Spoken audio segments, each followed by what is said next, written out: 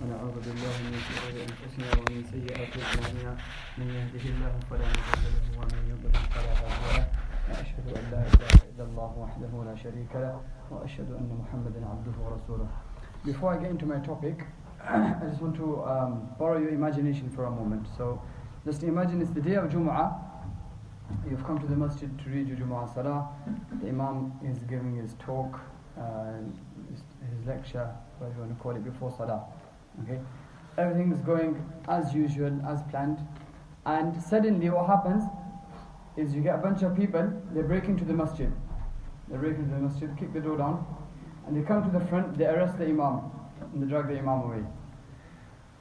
That's the first thing they do. After that, what they do is all these mushafs, Qurans, Islamic literature, all of them, they gather it all up, they go outside here, where your courtyard is, they make a big pile and they set it on fire. Okay. And they say from now on, this place of worship you have here is no longer a place of worship, we're demolishing it, we're shutting it down. After this, you go home, you open your phone, Facebook, YouTube, whatever it is, and you see your Imam is denouncing Islam.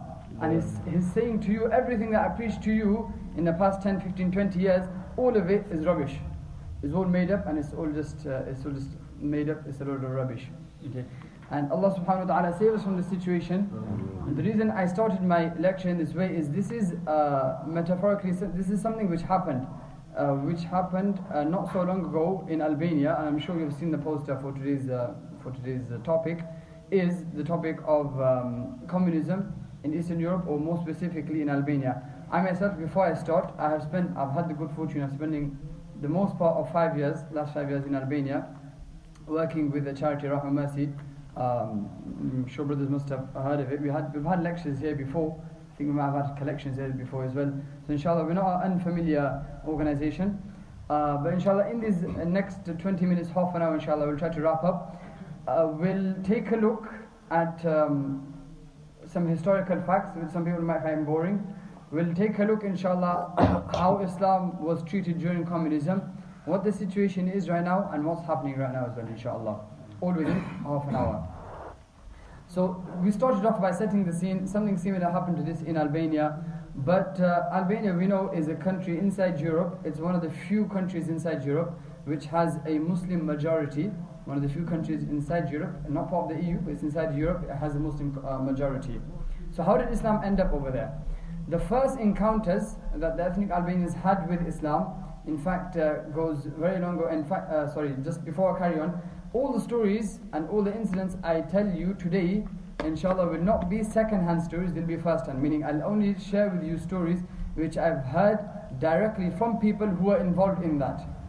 So, if I've heard something from somebody who was involved in that situation, inshallah, I'll relay that to you. Anything else, I'll leave out, inshallah. So, going back to where we were, when did the Albanians come into contact with Islam? Way before the Uthmani Khilafah, or the Ottomans, whatever you want to call them, when Islam spread in Spain, a lot of the Muslims from the eastern part of the world, from Arabia, and a lot of the Eastern Muslims used to go through Europe to go to Spain for trade and to seek knowledge and XYZ. So one of the routes they used to take was through Albania. And interestingly, a lot of people are under the idea that Islam came to Albania, or the first contact they had was with the Ottomans, which is true to a certain extent, meaning the population, the majority of them did accept Islam through the Ottomans. However, there's a masjid which I had the good fortune of visiting. It's not in function right now, unfortunately, it's derelict. Nonetheless, this masjid was established 400 years. 400 years is in Macedonia right now, which is part of Greater Albania. 400 years before the Ottomans reached there. So 400 years before the Ottomans. So it's generally known that Islam spread to Albania. There was a small amount of conversion even before the Ottomans arrived. Anyway, after that, when the Uthmani Khilafah, or the Ottomans, whatever you want to call them, we'll just stick with Ottomans inshallah throughout this lecture, I don't want to kind of repeating. When the Ottomans came, when they were conquering, or when they were going through Europe, before in fact the conquest of Istanbul, they passed through Eastern Europe, through Albania, up to Kosovo, and all the way up to southern Serbia as well. Okay, all the way to southern Serbia, before they actually went to Istanbul. And one of the reasons, or one of the clues for this is there's a masjid. Well, there's many masajid in Albania, but there's one masjid in the city I live in over there, and the masjid is a flat roof masjid. The masjid is a flat roof masjid, which is quite significant because all the other masajid, this is a historical masjid. It's very old, right? Since the Ottoman time. All the other masajid that are old are built upon the typical Ottoman design, which is, I'm sure you all know, with the dome and the minaret. Some of them have one main dome and 3 mini domes, but you all have the idea. They have a dome and a minaret. This place is a flat roof masjid. It doesn't have domes. Okay, and the reason for this is the Ottomans only began building masajid on this design when they entered into Istanbul and they saw the Hagia Sophia, the famous Hagia Sophia, which you all know about, which was a church once upon a time and converted to a masjid, whatever it was. Anyway, the Hagia Sophia was built on a specific architectural design, and once the Ottomans saw this design, that's when they started replicating this in their masajid. But before this, all the masajid were flat roof. So a clue that a masjid was built in Albania before the conquest of Istanbul was that the roof will be a flat roof masjid. So there are some masajid inside Albania, they are built on a flat roof design. This is testimony that this was built before the Ottomans actually went to Istanbul. So in the conquest of Istanbul, when the Albanians returned back from South Albania, they passed through Albania again, they actually took many Albanian fighters with them. And they were also, and Albanians, they were heavily involved in the Ottoman Khilafah, in the Ottoman Empire. Anyway, so when the Ottomans went there, this is when mass conversion, you could say, took place. Many people entered into Islam, and this was the main flourishing period of Islam, where ulama were produced, and there are many wazirs who are Muslim wazirs. We all know, coming to the decline of Islam now, that in the last 100, 200 years of the Ottoman Empire, secularism started seeping in, Muslims became less practicing, and so this also had an effect on the Albanian population. However, once the Ottoman Khilafah fell, which, if I'm not mistaken, around 1917 or something, whatever it was, after this, the Albanians were occupied by the Italians. Okay, so as you'll see further on, many people are under the misconception again that 40 years of communism destroyed Islam in Albania. It's not as simple as that. Islam cannot be destroyed to such an extent in only 40 years. It was a longer process. So the last 100, 200 years of the Ottomans, then came along the Italians. There was no mass bloodshed or anything, but there was occupation there. And then after them, this will all have context, inshallah. So listen for now, inshallah. After them came the Nazis or the Germans. Again, there was no mass bloodshed or anything as such, but they had their occupation, they had their rule. We all know, for all those who have studied GCSE here, that the Nazis were enemies with the communists, and hence the communists there at that time took a foothold in order to oust the Nazi and the Germans. Okay, so many people ask again, if this is a Muslim majority country, how did the communists manage to get a foothold? At that time, people who were anti-German would, by default, join the Communist Party in order to oust them. Once the Germans were ousted, once they were out of Albania, that's when the Communist Party took rule, and the leader at that time, his name was Anwar Hoxha. His name was Anwar Hoxha, which is interesting. Anwar meaning Anwar, comes from the Arabic name, a Muslim name. Hoxha is the equivalent of what we would call a Sheikh, Maulana. People who have visited Turkey will know that the generic term Hoxha is somebody who is an alim, sheikh, mufti, whatever, muqri, teacher. The generic name given is Hoxha. So his father was actually an imam. His father was an imam, but unfortunately he became a murtad, and he was very anti-religious. Not only is anti-Islamic, he was very anti-religious. And from all the countries in the world, we have some countries which are secularist. A secularist country is that country which, when discussing new laws, does not take into consideration religion. It's not necessarily anti-religion, but they don't consider religion. They don't give it much importance. However, this was the first country, to my knowledge, that was actually an atheist declared state. Okay, an atheist declared state. So by law, religion was outlawed. By law, religion was banned.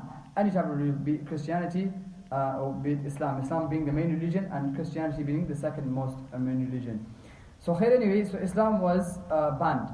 And just to give you an idea to what extent the Muslims were oppressed during that time, I'll just give you a couple of stories, narrations. Again, things that I've heard first-hand from people who have lived through the era of communism, what they have told me. So during communism, any type of Islamic activity, first of all masajid were banned. Okay, they were either converted into storehouses or clubs or whatever it was, or demolished. One of two options.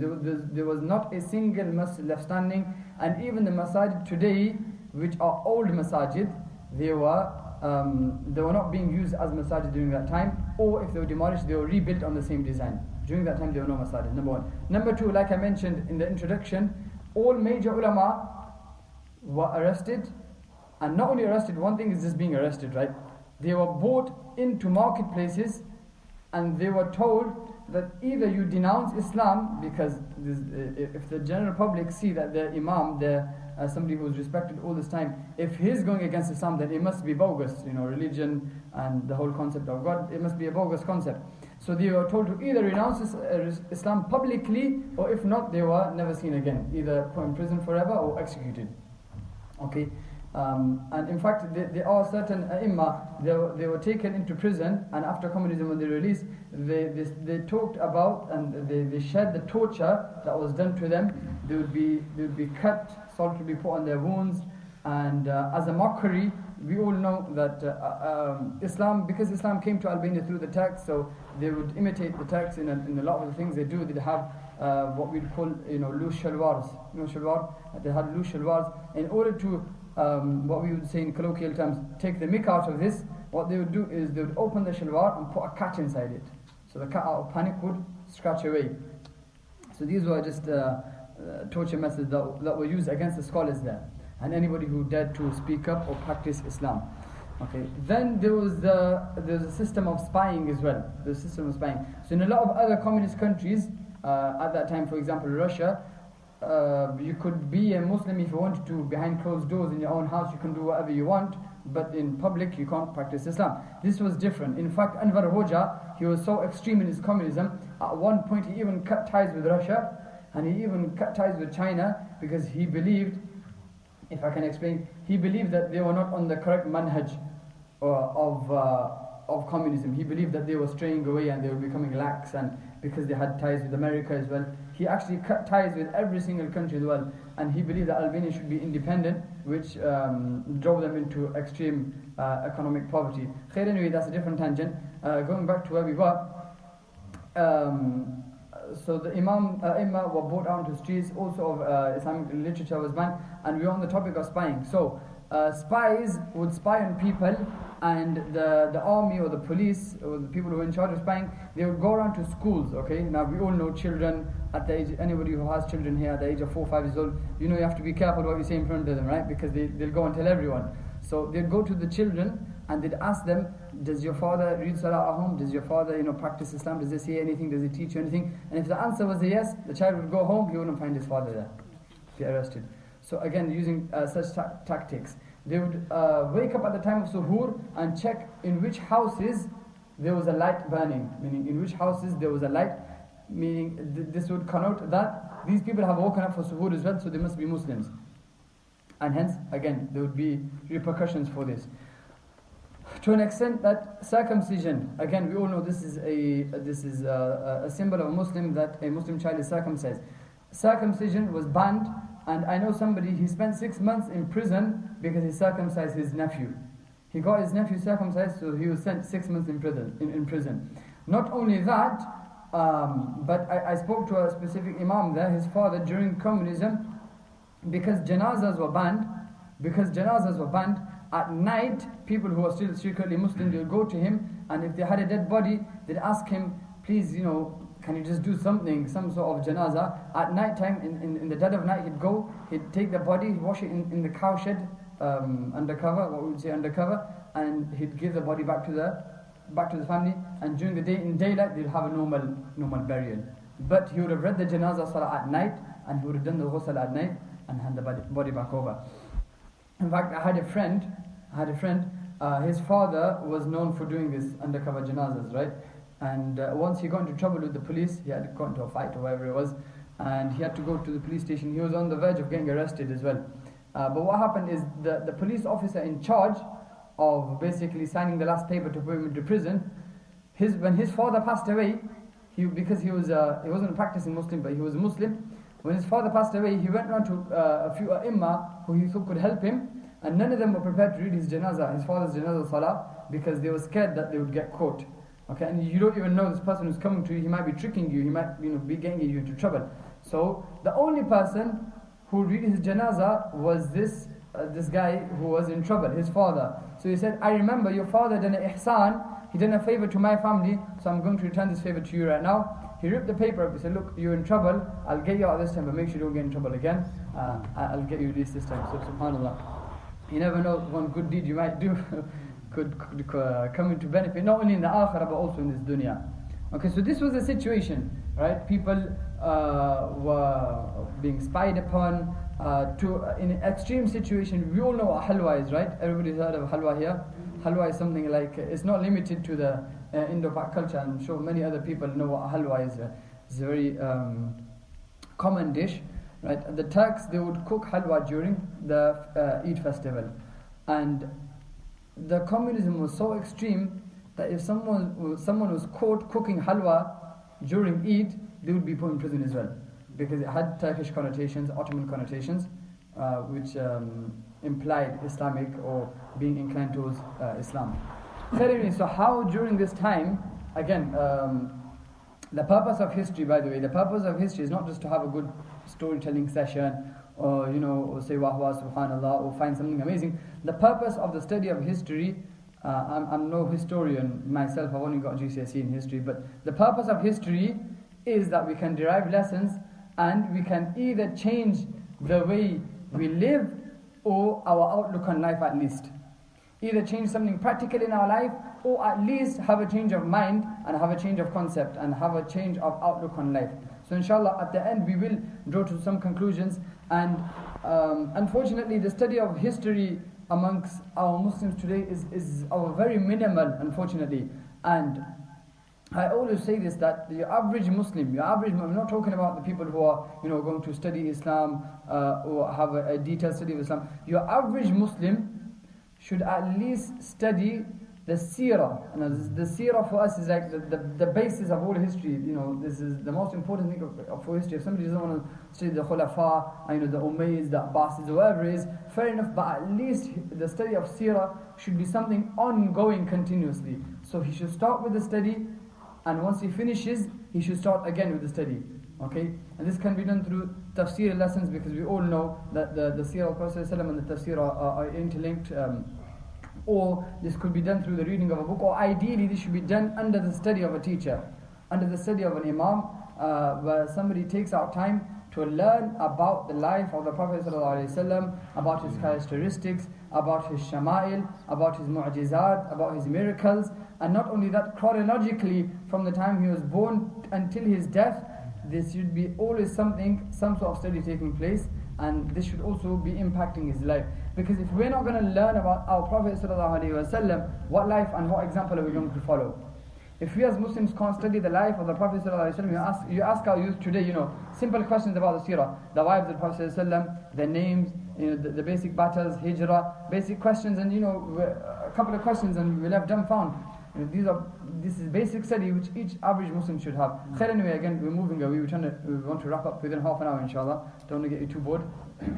How did Muslims preserve the Islam during that time? Now, quite frankly, unfortunately, many Muslims did become murtad at that time. They left Islam, and we obviously don't say anything bad about them. Allah knows if we were in the same situation, what would the state of our iman be? But anyway, the point being that because of the 40 years of systematic communism and the anti-Islam approach, many people did become murtad. There were those few who stuck to the guns, as we would say, and they stuck to the Islam. I met one elderly sister. She's in about her 90s, if I can guess from the top of my head. She was telling me that during the 40 years of communism, although fasting was banned, she goes, I never left a single fast. I never left a single fast. There was one time, because the army would go around to public places, and they would force feed people. Anybody who did have a doubt, maybe this person's fasting, they would give them a sweet to eat and expect them to eat it in front of them in public, and if they don't eat it, then they'll be in trouble. Right? So she said the closest I got to breaking my fast was I went to get a loaf of bread for my family, and one of the officers stopped me, and he knew that I was from a semi-practicing family, so he gave me a sweet to eat. It was a hard sweet. So she said I put it in my mouth, and he was just waiting for me to swallow it. He was standing there. So I put it on the side of my mouth, I pretended to swallow, and when he walked away, I spat it out. And she said, this is the closest I came to breaking my fast, but alhamdulillah, even Allah subhanahu wa ta'ala saved me in this situation as well, and I managed during communism, I managed to keep all of my fasts. There's another elderly lady I met. When I met her, she, again, I don't know her age exactly, it must have been 80s or 90s or whatever it was. She lives very deep in the mountains, right? She lived on her own with her son. Her son used to go out all day working. And so I went there to visit her. Sometimes it's good, just to sit down and have a chat and, and get to know what life was like back then. So I was speaking to her, and on my way out, she said, oh, stop, I need to show you something. And by that time, she wasn't born blind, but she had become blind. She was almost totally blind. She pulled out a Quran from her shelf, and she said, this is a copy of the Quran my father gave to me. And she said, from the days of communism until now, I don't know how to read the Quran. I've never had a chance to learn. But every day what I do, I take out some time and I just sit there, open the Quran, and I pass my finger over it. I pass my finger over it. Since the days of communism, this has been my practice. And I thought to myself, alhamdulillah, I've had the good fortune of learning the Quran off by heart. I'm hafiz of the Quran. And we all know, come Ramadan, right, our Quran level goes really high, which is how it should be, and we all make intention after Ramadan, one ruku every day, one page every day. For those of us who are Hufaz, I'm going to do half a juz every day, and it kind of goes for 1 month. Second month it fizzles out a bit. By the third month, Allah knows best, right? So I was thinking to myself, if this lady who can't read Quran has so much love, where does this put us? Okay, this is a very interesting question we should all ask ourselves. Right? After telling you these stories, again, the lesson we learn from history is that yes, these people are being tested, but Allah tests every single individual. Allah tests every single individual, and although their test was in a different way, our test is in a different way. Okay, Allah subhanahu wa ta'ala says, Alif Lam Mim, أحسب الناس أن يتركوا أن يقولوا آمنا وهم لا يفتنون ولقد فتنا الذين من قبلهم فليعلمن الله الذين صدقوا وليعلمن الكاذبين. Allah subhanahu wa ta'ala says, are people under the misconception that they can say, yes, I'm a Muslim, and that's it, they go to Jannah? Allah tested those who are before you, and Allah will definitely test you as well. Allah will definitely test you as well. Some people are tested through wealth, others through poverty. Those who are in the situation of wealth should not think we are not being tested. Some through health, some through sickness. Those who are in health should not be under the misconception that we are not being tested. Some with the freedom to practice, some with the freedom of not being able to, some being under restrictions. Now we all know those under restrictions are being tested. However, this does not mean those who are in freedom to practice are not being tested. They are being tested with the freedom to practice, that they have everything before them, they have the ability to go to the masjid, they have the Quran in front of them, they have no excuses, and are they practicing Islam? Are we practicing Islam? That's the question. Are we practicing Islam? And Allah subhanahu wa ta'ala has given such an opportunity, and we have no excuses in front of us. The effect that this communism had on the Muslims, okay? It totally, as you can imagine, we have this saying that a person XYZ is only Muslim by name, right? But because putting an Islamic name was also banned, I have one friend, his name's Jamal, Jamal is the Islamic name, that's his Muslim. On his passport, his name is Castelliot. Okay, so he said, when my father went to the registration office to register my name, he said, I want to name my son Jamal. So the guy started laughing, ha ha ha, you're not allowed to keep Muslims' names anymore, and he wrote down Castelliot, this is your son's name. Okay, so anyway, he still ended up becoming because his father was practicing, he managed to pull through and become a Muslim. I was in one of the villages. I was with Jamaat Tabligh there, anyway, so we were just going around to some of the houses, how we go around. And so I met a brother, and talking to him, 5 minutes into the conversation, he said, yes. He said, I want to tell you something. So I was like, alright, go on, tell me. He said, I'm a Muslim. So I said, fantastic, mashallah, you're a Muslim, easy catch there, you can take him to the masjid. He said, I'm a Muslim, but I don't believe in God. So that just blew me off my feet. I was like, what's going on here? He said, I'm a Muslim, but I don't believe in God. So after analyzing, think about it, what he's saying is, my forefathers were Muslim, they used to pray Salah, by identity I am a Muslim, but by belief and in my heart I have no iman. Now this person was saying it out of pure ikhlas. He was completely being genuine. He wasn't trying to cause a fight or an argument or debate anything. 5 minutes we spoke to him, alhamdulillah, he accepted Islam. So he wasn't being when he said this statement, he was saying it with ikhlas. I'm by identity I'm a Muslim, but I don't believe in God. He wasn't trying to kick up a debate or anything. He was genuinely asking me. He had a few questions about God and the concept of God. I can't see God, blah blah blah, XYZ, the stuff you hear all the time. After explaining to him, he said, wow, you know what, it makes sense, I'm a Muslim now. He accepted Islam, came to the masjid. Sometimes we should not be quick to judge people. All they need is a little push. All they need is a little explanation. If somebody comes to you with questions and doubts about Islam, we shouldn't be quick to judge and quick to throw them off their feet or make a debate out of everything. A lot of us have the habit, somebody comes with a question, we have a habit of making a debate. You shouldn't make it into a debate, it should be a nice discussion with him. Okay, and if you come across nicely and with the logical proofs, inshallah, the person in front of you will listen and will accept Islam. As I said, alhamdulillah, I've had the good fortune of working with a charity named Rahmah Mercy. The projects are many, but the topic at hand today, because it is Islam in Albania, one of the ways in which we've tried to revive Islam there through your help is setting up small madrasas or classes, Islamic courses, whatever you want to call them.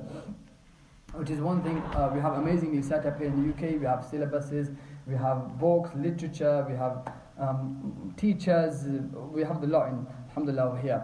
Anyway, so we set up a madrasa in a village, and the teacher told me after a couple of years had gone past, he said, when we opened this madrasa, one of the students came, he said, I know the father personally, during the month of Ramadan, he used to get drunk on alcohol. During the month of Ramadan, he used to get drunk on alcohol. The child came to madrasa, he used to send his child, okay, yeah, just get off my head, go to 2 hours madrasa, I don't really care what's going on.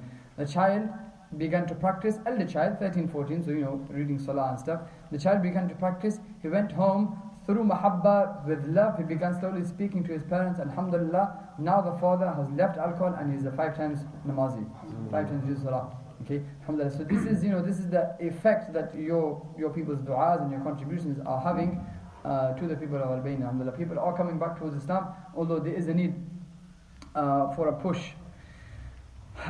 Keeping in mind that there's a lot of, not only in Albania but in many countries in the world, there's a lot of forces, if I can put it that way, working. So obviously we want to push the agenda of Islam because we see it as the truth. Other people see different things as the truth and they push their own agendas. This is one of the stuff I'll tell you second hand, not first hand. There's a brother I know, he was in a different area to where we work in, and he went to one brother's house to talk to him about Islam. So he said, what you're saying is all true and good, but he said, you're 10 years late. He said, you're 10 years late, now I am the follower of a different religion. He said, had you come here 10 years ago, I would listen to what you said, but now no, my time is done. So this is our responsibility. These are our European neighbors. They should always be in our du'as, and they should always be in our minds as well, in our hearts. So we've kind of nearly hit half an hour.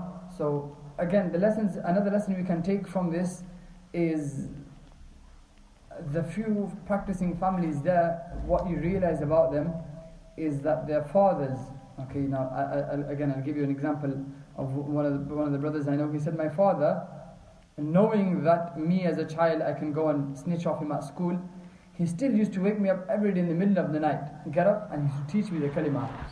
He used to teach me kalima la ilaha illallah. He used to teach me short surahs, heart to heart. Never had any books, obviously they're all burnt, but he used to teach me surahs heart to heart every day during the night. He said, I learned very little, but when communism did fall, I took the first opportunity. That brother traveled to different countries around the world, and now alhamdulillah he's a alim, he's a scholar. So one thing we should have in our mind is that the future generations, it's our responsibility to make sure that we educate them, and not only give them ilm, not only knowledge, but we give them the correct tarbiyah and tazkiyah and upbringing, that come what may in the future, we are mutma'in, we are content that whatever fitna, whatever trial may come upon them, inshallah they will stick to Islam, they will stick to Iman. Because if our children die out of hunger, it's something we can understand, we can take this, we can comprehend this. But if our children die without Iman, this is something we should be very wary of and very afraid of. Okay, and we are living in very difficult times today. End of times. We should think that our generations to come, perhaps next generation, 2-3 generations down the line, they may be coming across fitna such as Dajjal. They may be coming across fitna such as Dajjal.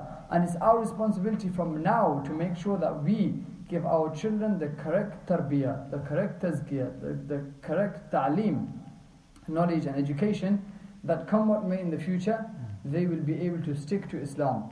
And we should be investing not only our money. Sometimes money is very easy to invest. We should not only be investing our money, our time, our love, our passion. All of it should be centered to the tarbiyah and upbringing of our children. This should be something which is vital and core in our lives. And one of the best ways to do this is also to engage in Islamic activities ourselves, whatever Islamic activities we have here in the masjid. Like I mentioned, for example, the study of seerah is something which should be continual in somebody's life. Okay? And if our children see us taking interest in Islam, inshallah, they will also follow on our path. This is, inshallah, I've given a brief history of Albania, our works there, how Islam was during communism, how Muslims survived there, what effects it's had. As you know, I do work for the charity Rahman Mercy. I haven't spoken about their activities too much. The reason being is we do have a program in London next week. I think the posters must be up in the masjid if I'm not mistaken. Is it up? The posters up in the masjid. For all the brothers, the reason I've come here today is if all the brothers could register for that, inshallah, that would be fantastic. I don't know the address, I'm not too familiar with London, but the posters up there. If you can, number one, come yourselves. Number two, try and bring your families as well. There'll be male, female segregated. Bring all those people you know. Inshallah, it'll give you a better insight. Now, you've heard about Albania and communism and whatnot, but you'll have a better insight into Rahman Mercy and our activities there. And that will be very beneficial, inshallah, for yourselves and for the charity as well. Jazakumullah. I will be here 5-10 minutes if anyone wants to ask any questions or just any comments or whatever it is. Jazakumullah. Yes. Yeah, some of the things you mentioned. Recently I saw something on the internet. Yes. There's another communist country. China. Yes. Yes, true, and very true. It's going, you can't see in the main news, but the way they're going about, it's like hundreds of thousands of women's dresses being cut off. True, it's very true. And it's like they're taking the same stance, but on the main media you just see that's because somehow it's supposed to be, a big country, well and best, but I just doesn't point that out, maybe spread that word again. It's true. There's in China there is a systematic there's something going on right now where they're trying to, they call it re-education. We all know what it is. Where mass Muslim populations, the children as well and the elderly, are being slowly but surely they're being directed away from Islam. I don't know of any. Obviously, we can all make dua for them. This is something by minimal we can do. I don't know if anybody else knows of any other sort of efforts we can do, but this is certainly something we should not ignore. Definitely. Jazakumullah. Any other questions related to the topic about Rahman Mercy or Albania? I wanted to ask, you're saying communism. Yes. So what's the situation right now? Because I work with some Albanian brothers. Yes. So they've got Muslim names and whatnot. Yes, sure. What's the situation there now? Communism fell in 1990 or 91, 92, whatever it was. 92, let's just say, hypothetically. Once communism fell, again, because it had gone through 40 years of communism, and as I explained before that, there were many years of anti-Islamic rhetoric there as well.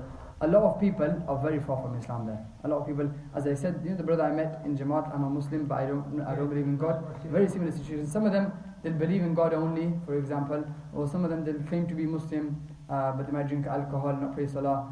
I would say, surely, talk to them. Inshallah, they will come around, inshallah. Our responsibility is to give da'wah. The rest is in the hands of Allah subhanahu wa ta'ala. But again, we shouldn't be, we shouldn't think bad of them. We shouldn't think, they're so far away from Islam, nothing can happen. Our responsibility is to invite them. If there is anything else, is there any other announcements or nothing? أقول قولي هذا وأستغفر الله لي ولكم ولسائر المسلمين. Make dua for the charity and just don't forget to take a look at the board.